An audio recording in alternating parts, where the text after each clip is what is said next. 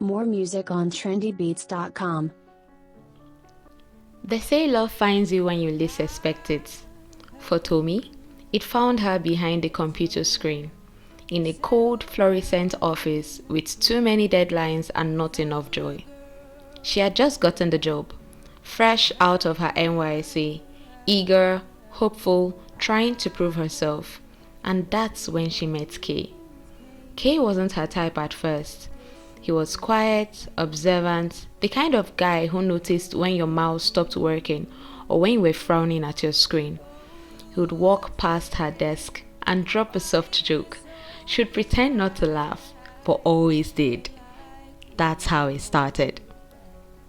Laughter, shared coffee breaks, late night chat about work and life. And then one day, without meaning to, they crossed that invisible line. The one office policy said they shouldn't. It was supposed to be hush-hush. No one could know, not HR, not colleagues, not even their closest friends at work. So they built their own little world. Quiet, secret, full of inside jokes and hidden glances.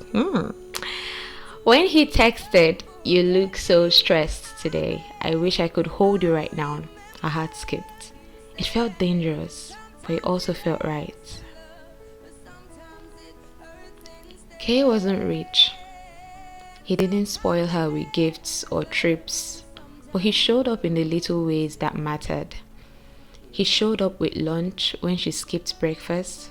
He would call to pray with her before a big meeting. He was trying, or at least that's what she believed, until she started to notice things.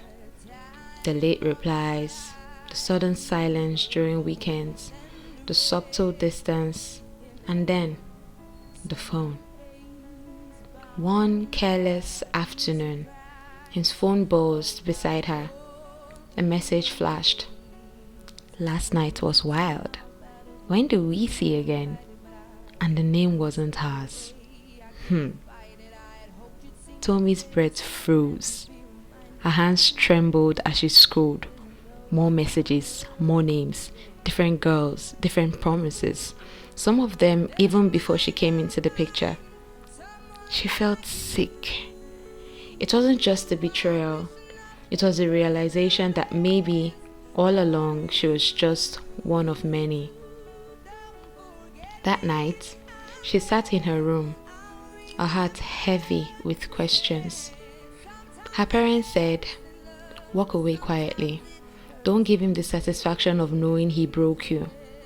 Her friends said, "No, confront him. Let him explain himself." But her own heart said, "Do you want closure?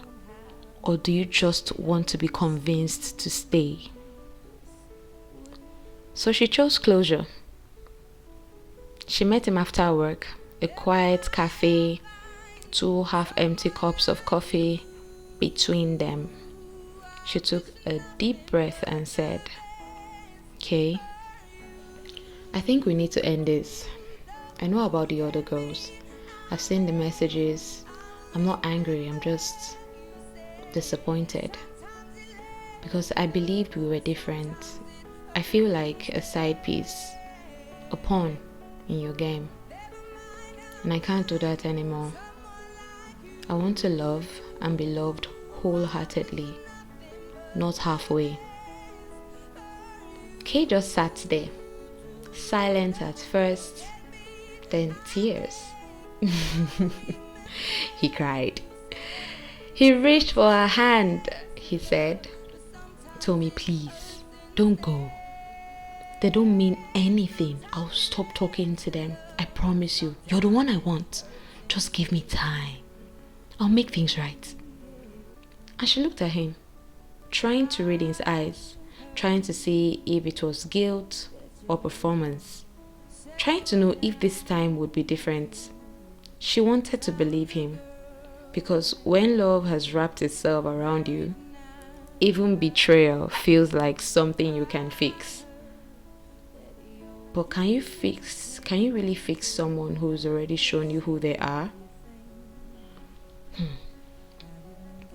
And that's where I'll stop the story. Because right now, Tommy is sitting in her room again, replaying everything, asking herself one question. Do people really change? Or do we just hope they will so we don't have to start over? So tell me, if you were Tommy, what would you do? Would you believe Kay deserves another chance?